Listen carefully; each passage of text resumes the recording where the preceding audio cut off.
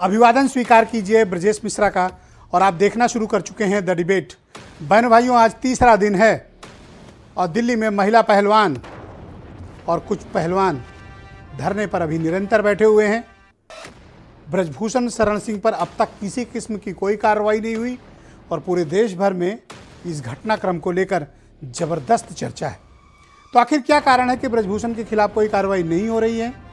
बैठक पर बैठक चल रही है, लेकिन ब्रजभूषण की आज होने वाली प्रेस कॉन्फ्रेंस भी रद्द हो गई और उन्होंने कोई जवाब अब तक नहीं दिया है। और भारत सरकार ने सिवाय जवाब तलब करने के कोई और कार्रवाई भी नहीं की है। जाहिर सी बात है कि ये धरना और प्रदर्शन देशव्यापी मुद्दा बनकर उभरा है। आज की परिचर्चा हम इस विषय पर करने वाले हैं। बहनों भाइयों, कल भारत सरकार के एक्शन से लग रहा था कि इस पूरे प्रकरण पर वो कोई गंभीर रुख अख्तियार करेगी, लेकिन अब तक ब्रजभूषण शरण सिंह पर कोई कार्रवाई नहीं की गई।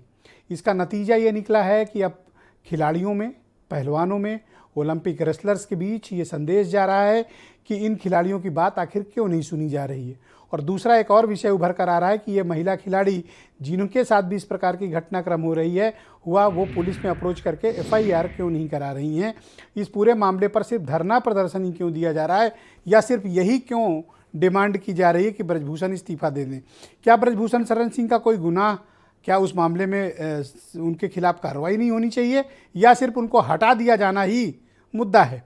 ये पूरा प्रकरण अपने आप में कई किस्म की थ्योरी लेकर आया है, लेकिन अब तक इस पूरे मामले पर अब तक कोई भी सॉल्यूशन सरकार के स्तर पर नहीं निकला है। भारतीय ओलंपिक संघ ने भी इस पर बैठक बुलाई, लेकिन वो भी अभी कोई निर्णय लेने में नाकाम रहा है।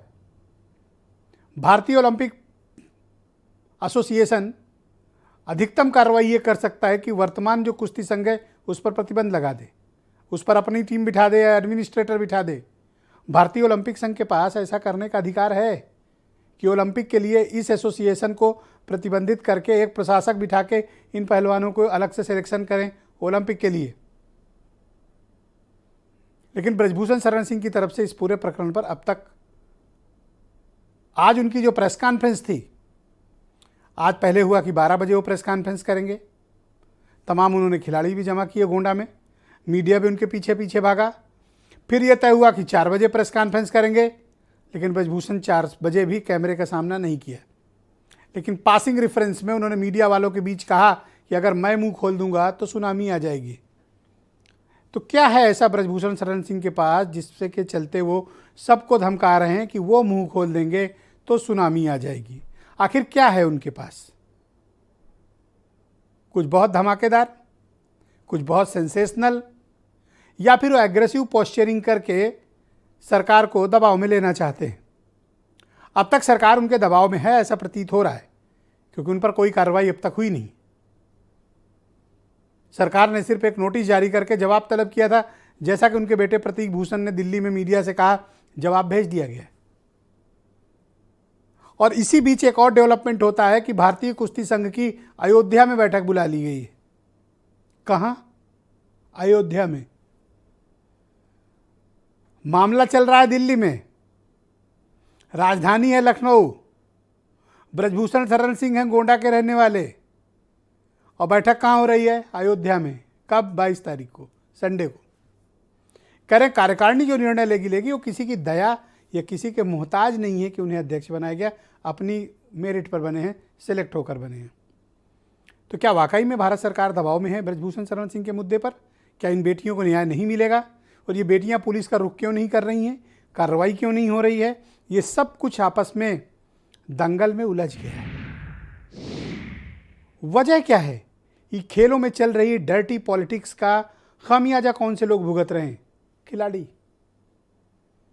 आज भी मैं कई जगह खबरें देख रहा था कि कई जगह जहाँ पर नेशनल कैंप्स लगे थे, नेशनल स्पोर्ट्स की एक्टिविटीज़ हो रही थी, वहाँ बड़ी तादाद में पुरुष और महिला पहलवानों ने खेल छोड़ दिया। क्यों? प्रोटेस्ट में। कि जब हमारे स्टार प्लेयर्स, जो हमारे आइकॉन हैं, जिन्हें देखकर हम पहलवानी के, रेसलिंग के गेम में आए हैं, अगर उनकी ये दुर्दशा और ऐसी हालत है तो हम क्या करेंगे वहाँ? बात सही भी है। तो आज बहुत से खिलाड़ियों ने गेम से खुद को अलग किया, कैंप से खुद को अलग किया, और ये राष्ट्रीय चिंता का विषय है, क्योंकि ये जो घटनाएं हो रही हैं लोगों के घर परिवार में चर्चा हो रही है। अब कौन अपनी बेटियों को रेसलिंग में या स्पोर्ट्स में भेजेगा जब ऐसी परिस्थिति विद्यमान हो? जब इस कदर ताकतवर नेता और सत्ता के गुरूर में ऐसे खेल पदाधिकारी हों तो कौन अपनी बेटियों को यहाँ भेजना चाहेगा? निश्चित तौर पर यह विचार का प्रश्न है और सभी परिवारों में इसको लेकर चर्चा हो रही है। और कार्रवाई न किया जाना बहनों भाइयों, ये बहुत विचलित करता है। कुछ घटनाएं ऐसी होती हैं जिसमें हमें एक्शन लेना ही पड़ता है। और मैं तो उन लोगों से भी कहना चाहता हूं जो हर आरोपों पर दूसरों को ये कहते हैं जांच करा लो, अगर निर्दोष हो गए तो सामने आ जाएगा। तो इनकी जांच क्यों नहीं हो रही है? ये भी जांच करा लें, निर्दोष हो तो सामने आ जाएगा। जांच से क्यों परहेज कर रहे हैं?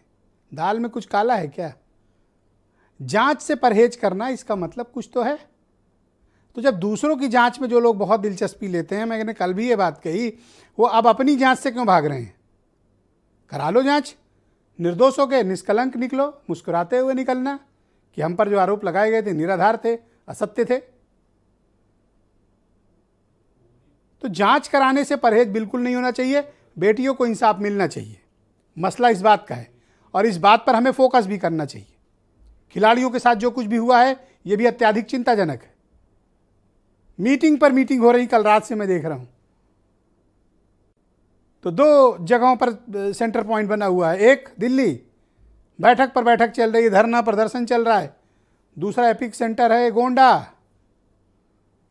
जहां वो हर 2 घंटे बाद एक नया सिगुफा छोड़ते हैं। 12 बजे मीडिया से बात करेंगे। अब मीडिया भी वेट कर रहा है, अभी कहा 4 बजे बात करेंगे और 6 बजे कहलवा दिया नहीं करेंगे बात, और भारत सरकार खामोश। तो बहन भाइयों, आज की परिचर्चा इसी विषय पर है। कुछ स्टेटमेंट सुन लें आप। वो अपनी बात रख रहे हैं, मुझे तो अफसोस हो रहा है कि इतना सब होने के बाद वो चुप ही नहीं हो रहे हैं।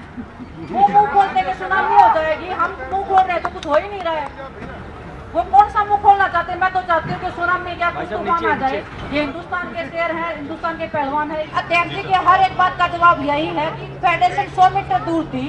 अगर हमने झूठ बोला, उन्होंने कुछ नहीं किया है तो वो सामने आ जाते कि आप ये बताओ, आंखों में आंखें डाल के बता देते कि आप ये बताओ आपके साथ मैंने गलत क्या किया। रुकने की व्यवस्था हम नहीं करते।